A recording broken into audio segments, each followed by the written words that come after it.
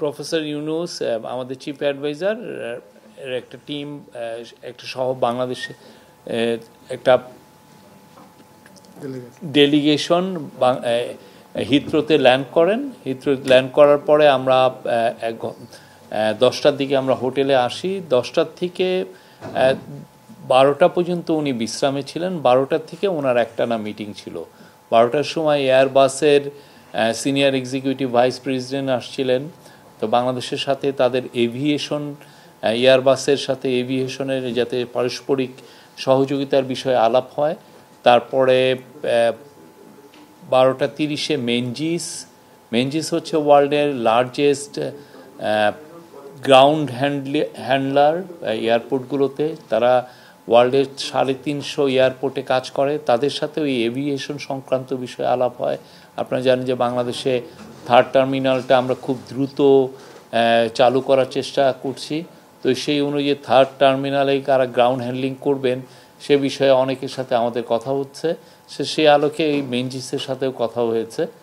তো এরপরে যেটা হয়েছে যে 2টার সময় বাংলাদেশের ফ্রেন্ড যারা এবং বাংলাদেশি অরিজিন যারা এমপি হয়েছেন তাদের একটা অল পার্টি পার্লামেন্টারি গ্রুপ এসছিলেন প্রফেসর ইউনুসের সাথে দেখা করতে। সেখানেও 1 ঘন্টারও বেশি পারস্পরিক মিউচুয়াল ইন্টারেস্টের জায়গায় যেগুলো আছে সেগুলো নিয়ে আলাপ হয়েছে। রোহিঙ্গা ইস্যু খুব প্রমিনেন্স পেয়েছে। এই সাথে বাংলাদেশের পলিটিক্যাল ইস্যুগুলো এসছে, বিশেষ করে ডেমোক্রেটিক ট্রানজিশনে আমরা এই রিফর্ম কমিশনগুলো কি করা হচ্ছে এবং রিফর্ম কমিশনের বাইরে অন্যান্য এখন কি মানে কবে জুলাই চার্টার হবে সেগুলো নিয়ে আলাপ হয়েছে। এবং বাংলাদেশের এই 10 মাসে আমাদের কি অ্যাচিভমেন্ট, আমাদের এই গভর্নমেন্ট ইকোনমিক কি অ্যাচিভমেন্ট আছে সেগুলো নিয়েও অনেক আলাপ হয়েছে। তো এটা খুবই সৌহার্দ্যপূর্ণ আলাপ ছিল। তারা অনেকগুলো কোশ্চেন করেছেন, চিফ অ্যাডভাইজার প্রত্যেকটা কোশ্চেনের উত্তর দিয়েছেন। এবং এরপরে একটু পরে কমনওয়েলথের সেক্রেটারি জেনারেল আসবেন, তার সাথে চিফ অ্যাডভাইজারের একটা মিটিং আছে। এটা 5:30টায় শুরু হবে। তো আজকে এটাই আমাদের কার্যক্রম। একজন করে প্লিজ।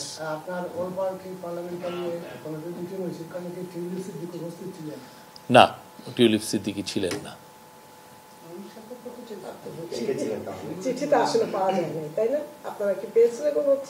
আমরা চিঠি পেয়েছি, একটা চিঠি এসছে। তো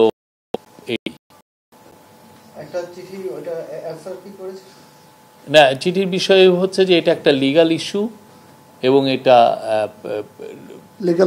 লিগাল ওয়েতে অ্যাড্রেস করা হবে। আগামীকাল আমরা যতটুকু জানি যে গণমাধ্যম এবং এখানে যারা ব্রিটেন এনআরবি আছে তাদের সাথে একটা মিটিং করার কথা ডক্টর মোহাম্মদ ইউনূস সাহেবের। তো ওই বিষয়টা কি আসলে কারা চেঞ্জ হয়েছে? আমি এই বিষয়ে জানি না, বাট আমরা যেটা জানি যে কালকে উনি চাথাম হাউসে যাবেন। ওইখানে একটা মিটিং আছে, 2 দফা মিটিং আছে। একটা চাথাম হাউসে উনি একটা অ্যাড্রেস করবেন, আর একটা হচ্ছে যে চাথাম হাউসের ভিতরেই সিলেক্ট গ্রুপ অফ পিপলের সাথে ওনার কথা আছে। আর একটা হচ্ছে যে কিছু স্টুডেন্টের সাথে ওনার ইন্টারাকশন করার কথা আছে, যারা বিশেষ করে জুলাইয়ের আন্দোলনে ছিলেন, তাদের সাথে একটা মিটিং হওয়ার কথা আছে। আর কিছু সরকারি কিছু বায়োলেটারাল মিটিং কিছু আছে। জি, উনি তো এই যে আকবর আমাকে আর ওকে পাঠাইছেনই তো আপনাদের সাথে কথা বলতে। না, আসলে যেটা হচ্ছে মানে মূল আইডিয়াটা হচ্ছে যখন বাংলাদেশ থেকে এখানে কোনো প্রতিনিধি দল আসে সরকারি সফরে, ওটার মূল উদ্দেশ্য তো থাকে হচ্ছে এখানকার ব্রিটিশ গভর্নমেন্টের সঙ্গে এখানকার যেসব মাল্টিলেটারাল অর্গানাইজেশন এবং আরও যারা আছে তাদের সঙ্গে এনগেজ করাটা। মানে আপনারা যারা বাংলাদেশি কমিউনিটির সাংবাদিক বা এখানে সাংবাদিকতা করছেন, বাংলাদেশি মিডিয়াতে তো ওনার হরহামেশা বক্তব্য যাচ্ছে, উনি বিভিন্ন বক্তব্য দিচ্ছেন বা ওনার কথাগুলো আমরা সেখানে তুলে ধরছি। সো আমরা যদি একটু ওয়ার্ল্ড অডিয়েন্সকে কানেক্ট করতে চাই বা এখানে ব্রিটেনের মূলধারার গণমাধ্যমকে কানেক্ট করতে চাই, তো তাহলে সেটার এনগেজমেন্ট একটু ডিফারেন্ট হবে। তো সেই জন্য বিষয়টা এরকম না যে উনি বাংলাদেশি মিডিয়ার সঙ্গে মত বিনিময় করতে চাচ্ছেন না বা চান না, ব্যাপারটা ওরকম না। আপনারা যদি খেয়াল করেন, আপনারা যেসব প্রতিষ্ঠানের জন্য কাজ করেন, ঢাকায় কিন্তু আপনাদের যারা মাদার অর্গানাইজেশন সবাইকে কিন্তু উনি ইন্টারভিউ দিয়েছেন। বাংলাদেশি পত্র পত্রিকায়, টেলিভিশনে উনি কিন্তু ইন্টারভিউ দিয়েছেন। বাংলাদেশের কোনো সরকার প্রধান এর আগে কখনোই বাংলাদেশি মিডিয়াতে সাক্ষাৎকার দিতেন না, আপনারা হয়তো খেয়াল করে দেখতে পারবেন। উনি যেমন আন্তর্জাতিক গণমাধ্যমে দিচ্ছেন, তেমনি উনি লোকাল মিডিয়াতেও দিচ্ছেন। তো এখানে যেহেতু আসছে, ওনার প্রায়োরিটিটা হচ্ছে এখানকার ব্রিটেনের যারা সরকারি পর্যায়ে আছে বা বিভিন্ন সংস্থাগুলো আছে সেখানে এনগেজ করা। এবং আপনারা জানেন যে ওনার স্কেজুল খুবই টাইট প্যাকড, সময় বের করাটা খুব মুশকিল, মাত্র 3 দিনের জন্য। যদি উনি আরো বেশি দিন থাকতে পারতেন, নিশ্চয়ই আপনাদের সঙ্গে একটা বড় করে আয়োজন হতেই পারতো আর কি, তাতে কোনো অসুবিধা নেই। ব্রিটিশ প্রধানমন্ত্রী স্যার কিয়ার স্টারমারের সাথে প্রধান উপদেষ্টা মিটিং বা কোনো বৈঠক আছে কিনা, থাকলে সেটা কবে হচ্ছে? আর সেকেন্ড কোয়েশ্চেন হচ্ছে, যারা তারেক রহমানের সাথে প্রধান উপদেষ্টার বৈঠক আমরা শুনেছি যে 13 শুক্রবার হবে, সেই মিটিং এর এজেন্ডা কি হতে পারে? কেয়ার স্টারমারের আমরা যেটা জানতে পারছি যে উনি সম্ভবত কানাডায় আছেন, কানাডায় ভিজিট করছেন। আজকে ব্রিটিশ এক পার্লামেন্টারিয়ান এমপি এসেছিলেন, উনি জানালেন যে উনি কানাডা আছেন। তারপরে আমরা এক ধরনের এইটা কথাবার্তার মধ্যে হচ্ছে যে এটা সময় বা শিডিউল যদি ম্যাচ করে তাহলে মিটিং হবে, হ্যাঁ। আর যদি শিডিউলে ম্যাচ না করে তাহলে এটা নিয়ে কাজ হচ্ছে, আমি এইটুকু বলতে পারি। এই মিটিংটা নিয়ে কাজ হচ্ছে। তারেক রহমানের সাথে বৈঠক হচ্ছে 13 তারিখ সকালে। ওইটা মিটিংটার কোনো ফরম্যাট নাই, বাট আমরা যেহেতু তারেক রহমান হচ্ছে বাংলাদেশের এখন বিগেস্ট পলিটিক্যাল পার্টির উনি লিডার, আর প্রফেসর ইউনূস তো আপনি জানেন যে উনি ইন্টারিম গভর্নমেন্টের প্রধান, তো ওনাদের মতো করে বসবেন, আলাপ হবে। এটা এখানে যে কোনো বাংলাদেশের এখনকার যে সিচুয়েশন, পলিটিক্যাল পরিস্থিতি, তারপরে আপনারা জানেন যে আমরা একটা ইলেকশনের ডেটটা ঘোষণা করেছি, সেই বিষয়ে, তারপরে ইলেকশনের এই যে জুলাই চার্টারটা হওয়া, রিফর্ম বিষয়, এগুলো যে কোনো ইস্যুই আলাপ হতে পারে, কোনো ইস্যুই। বাট মিটিংটা 13 তারিখ সকালে হচ্ছে, এইটুকু বলতে পারি। কি আলাপ করবেন এটা ওনারা ডিসাইড করবেন।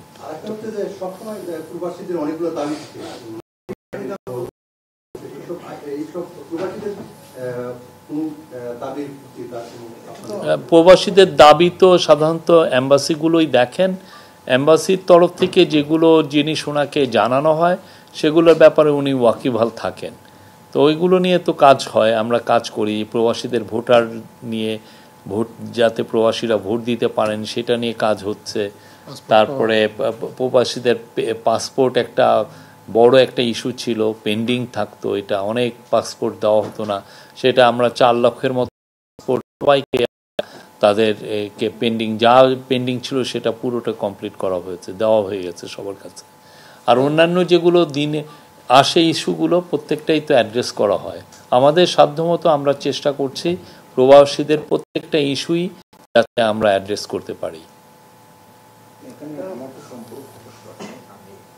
যে প্রবাসীদের যে বিভিন্ন দাবি দাওয়া আছে, এর মধ্যে আছে যেমন প্রবাসীরা চাচ্ছে বিশাল একটা প্রবাসীরা অবস্থান করে লন্ডনে, এবং তারা চাচ্ছে যে বিভিন্ন জায়গায় সিলেটে এয়ারপোর্ট সহ বিভিন্ন, আপনারা জানেন যে সিলেটের প্রচুর মানুষ সেখানে রয়েছে। এই বিষয়টা, এই একটা বৈঠক ছিল কিন্তু বাতিলটা কেন হলো? এবং আরেকটা আমার প্রশ্ন ওইটার সাথে, যে একটা হোয়াটসঅ্যাপ গ্রুপ করে দেওয়া হয়েছে যেন সাংবাদিকরা ইনফরমেশন পান, কিন্তু ওই হোয়াটসঅ্যাপ গ্রুপে যে ভিডিওগুলো আসছে অনেক লেটে, কিন্তু কিছু ভিডিও দেখা গেছে অন্য সাংবাদিকরা পেয়ে গেছে। আর এর কারণটা কি হতে পারে? এটা আমাদের তরফ থেকে গেছে। আমরা তো যখনই কোনো ভিডিও পাই সেটা সাথে সাথেই আমরা আমাদের হোয়াটসঅ্যাপ গ্রুপে দিই। হ্যাঁ, আমরা এটা unfortunate, this is not a fair allegation. আমরা আমাদের প্রধান উপদেষ্টার যে অফিসিয়াল হোয়াটসঅ্যাপ গ্রুপ আছে সেখানে যে সময় দেওয়া হয়েছে ঠিক একই সময়ে প্রবাসী সাংবাদিকদের জন্য দেওয়া হয়েছে, কাউকে আগে পরে কোনো এগুলো আগে পরে করা হয়নি।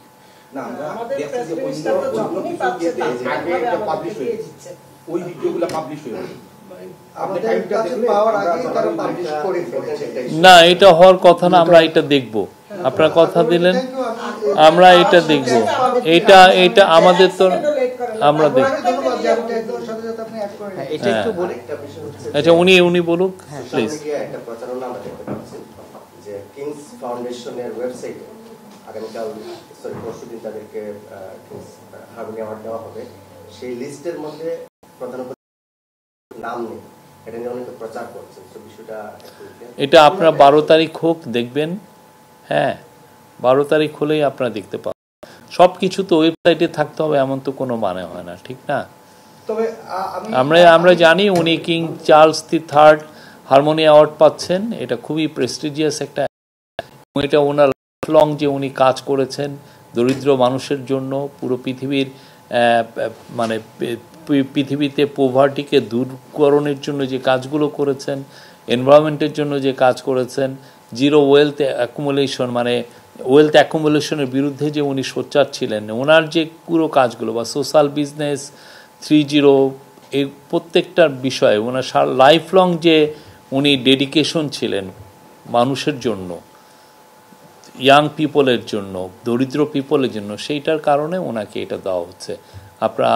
এবং সেই সাথে উনি কিং চার্লসের সাথে ওনার একটা প্রাইভেট অডিয়েন্সও আছে, একটা 1-to-1 মিটিংও আছে। আচ্ছা আমি আকবর ভাইকে বলছি একটু, আমি এনটিভি ইউরোপে আছি দীর্ঘদিন ধরেই। আমরা আসলে ব্রিটেনের যারা সংবাদ মাধ্যমে আছে, আমাদের খুব ইচ্ছে ছিল ডক্টর মোহাম্মদ ইউনূস সাহেবের সাথে আমাদের একটা মিটিং হোক। আসলে সেই সুযোগটা আমরা যদি পেতাম আমাদের ভালো লাগতো। আসলে বিষয়টা একটু যদি আপনি একটু হ্যাঁ আচ্ছা এটার উত্তর মনে হয় আচ্ছা ঠিক আছে আমি এটার উত্তরটা দিচ্ছি। হ্যাঁ ঠিক আছে আমি উত্তরটা দিচ্ছি। এটা আমি কিছুটা এর আগে উত্তর দিয়েছি। সেটা হচ্ছে দেখেন আপনারা এখানে যে নিউজগুলো করছেন, হ্যাঁ সেই নিউজগুলো তো আমি জানি যে এখানে আপনারা যারা হয়তো এখানে বিভিন্ন আউটলেট চালান, তারা আবার বাংলাদেশের বিভিন্ন পত্রপত্রিকায় টেলিভিশন আপনারা কাজ করেন। সুতরাং ওই যে আপনাদের পত্রপত্রিকা বা টিভি চ্যানেলগুলোতে কিন্তু প্রধান উপদেষ্টা এর আগে বিভিন্ন সময় কথা বলেছেন, এবং আমরাও খুব মানে খুবই আগ্রহী যদি এরকম একটা আয়োজন করা যেত, এবং এরকম একটা আয়োজনের মানে ওই যে কমিউনিটির সঙ্গে একটা বড় আয়োজনের একটা কথাবার্তা হচ্ছিল। কিন্তু আপনি বুঝতে পারছেন যে দেখেন এখানে ব্রিটেনে এখন প্রায় 6 লক্ষ 6.5 লক্ষ অফিসিয়ালি ব্রিটিশ বাংলাদেশি বসবাস করছেন। এখন এখানে অনেকের মধ্যে একটু মন খারাপ হয় যে আমি দাওয়াত পেলাম না, আমারটা কি হলো। এখন আমরা হয়তো একটা প্রোগ্রাম করলে বড় জোর 1-150 লোককে আমরা ইনভাইট করতে পারবো, এর বেশি পারবো না। আপনারা তো ব্রিটেনের কালচার জানেন যে এখানে বড় জমায়েত করার বা বিশাল গ্যাদারিং করার মতো অত সুযোগ সুবিধাও নাই। এখন এইটা একটা আমাদের জন্য উভয় সংকট বটে। আমরা চাই যে সবার সঙ্গে এঙ্গেজ করতে, কিন্তু আবার অনেক সময় এটা সময়ের স্বল্পতার কারণে বা লজিস্টিক সাপোর্টের কারণে বা বিভিন্ন আপনাদের মধ্যেও যারা আছেন গ্রুপ সাব গ্রুপে অনেকে ভাগ আছেন, একটা গ্রুপকে ইনভাইট করলে আরেকটা গ্রুপ মনে করেন যে হয় না।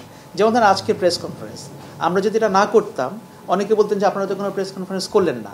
আমরা কিন্তু করেছি, আমার গ্রুপে প্রায় 50 জনের বেশি আছে, কয়জন এসেছে আপনারা দেখতে পাচ্ছেন। এই জন্য প্রশ্নটা আমি আপনাদের কাছে রেখে দিলাম। Thank you.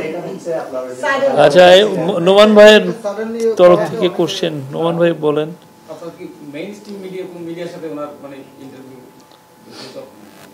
আচ্ছা জি, এখানে বাংলাদেশ এটা ব্রিটেনে আসার one of the major issue হচ্ছে যে অ্যাসেট রিকভারি। আপনি জানেন যে বাংলাদেশের থেকে বিলিয়নস অফ ডলার্স চুরি হয়ে গেছে। হ্যাঁ গত রেজিমের সময় যে হোয়াইট পেপার যেটা তৈরি করা হয়েছিল প্রফেসর ইউনূস এসে যে কমিটি করলেন ডক্টর দেবপ্রিয় ভট্টাচার্যের নেতৃত্বে, তাদের ফাইন্ডিং হচ্ছে 234 বিলিয়ন ডলার বাংলাদেশের থেকে লন্ডার হয়ে গেছে বিভিন্ন দেশে। তার একটা ধারণা করা হয় যে তার একটা অংশ এই ব্রিটেনেও এসছে। তো এটা নিয়ে অ্যাসেট রিকভারিটা কিভাবে হবে এবং এটা নিয়ে আমরা ওদের যেগুলো লিডিং এজেন্সি আছে তাদের সাথে তো আমরা কথা বলছি। তো এই সফরে যদিও সফরের প্রফেসর ইউনূসের ডেলিগেশনের সাথে না, বাট একসাথে এসছেন ডক্টর আব্দুল মোমেন এবং আহসান হাবিব মনসুর, আমাদের সেন্ট্রাল ব্যাংকের গভর্নর, এবং মোমেন সাহেব হচ্ছেন অ্যান্টি করাপশন কমিশনের চেয়ারম্যান। তাদের এই অ্যাসেট রিকভারিটা কিভাবে করা যায়, বাংলাদেশ এইখানে যে টাকাটা এই দিকে আসছে এবং এদের সাথে এদের এজেন্সিগুলোর সাথে কিভাবে আমরা ভালোভাবে নিবিড়ভাবে ইন্টারেক্ট করতে পারি, হ্যাঁ সেই কাজগুলো ওনারা করবেন। এই যে পুরো ট্যুরের এটা একটা ওয়ান অফ দ্য বড় লক্ষ্য হচ্ছে এটা। আমরা আশা করছি যে এর ফলে আরও কিছু রেজাল্ট পাবো। আপনারা জানেন অ্যাসেট চুরি হওয়াটা খুব ইজি, আমি চুরি করলাম করে পাঠিয়ে দিলাম, তো ওই চুরি হওয়ার টাকাটা আনাটা খুবই কঠিন। আপনারা যদি অন্যান্য দেশগুলো দেখেন পৃথিবীতে, এই যে মার্কোসের টাকা বলেন বা পুরো আফ্রিকা জুড়ে টাকা যারাই চুরি করেছে, টাকাটা খুব দ্রুত বিলিয়নস অফ ডলার নিয়ে গেছে। তো সেই টাকাটা আনতে, যেমন অ্যাঙ্গোলার বোধহয় একটা রিপোর্ট দেখছিলাম যে $5 বিলিয়ন না $14 বিলিয়ন ওরা মানে তাদের 14 বছর লেগে গেছে এই টাকাটা আনতে এটা, এবং ওরা বলছে যে এটাই কম। তা আমরা তো আশা করছি যে আমাদের সাথে যেই নিবিড় যোগাযোগ হচ্ছে এই এজেন্সিগুলোর, এর মাধ্যমে আমাদের কিছু ফলাফল হবে। অলরেডি আপনার ব্রিটিশ প্রেসে তো অনেক নিউজ দেখেছেন, কিছু কিছু প্রপার্টি ফ্রোজেনও হয়ে গেছে অ্যাটাচ। তো সে আলোকে আমরা কাজ করছি।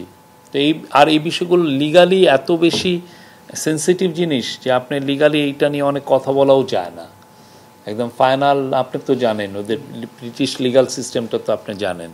তো এই লিগালি এই বিষয়গুলোকে নিয়ে ডিল করতেও আমাদের অনেক চিন্তা, না বেগ না আমরা কথা, কিন্তু আপনাদের সামনে এই কথাগুলো হাজির করতে পারছি না যে আমরা কি করছি। অনেক ক্ষেত্রে এই রেজাল্টগুলো কি হচ্ছে, ডেভেলপমেন্টগুলো কি হচ্ছে, কতটুকু অগ্রগতি হলো, সে আলাপগুলো আপনার কাছে পুরোপুরি নিয়ে আসতে পারছি না। বাট আমি বলবো যে প্রচুর কাজ হচ্ছে, প্রচুর ভিজিট হচ্ছে এখানে। আমাদের সাথে ব্রিটিশ এনসিএ, বিশেষ করে ন্যাশনাল ক্রাইমস এজেন্সি, তাদের সাথে আমাদের নিবিড় যোগাযোগ আছে এবং এটা নিয়ে অনেক কাজ হচ্ছে।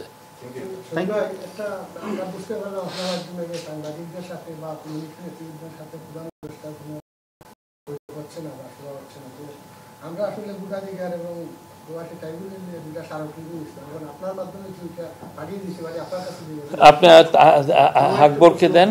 হ্যাঁ,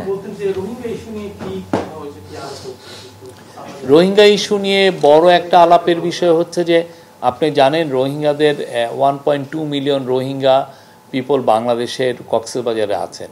তো তাদের যে হিউম্যানিটেরিয়ান যে নিড, তাদের মান্থলি রেশন, তাদের হেলথ কেয়ার, অন্যান্য ইস্যুগুলো, ফুড, এগুলো দেখতে প্রচুর টাকা লাগে। অন অ্যান এভারেজ $500 বিলিয়ন উপরে লাগে।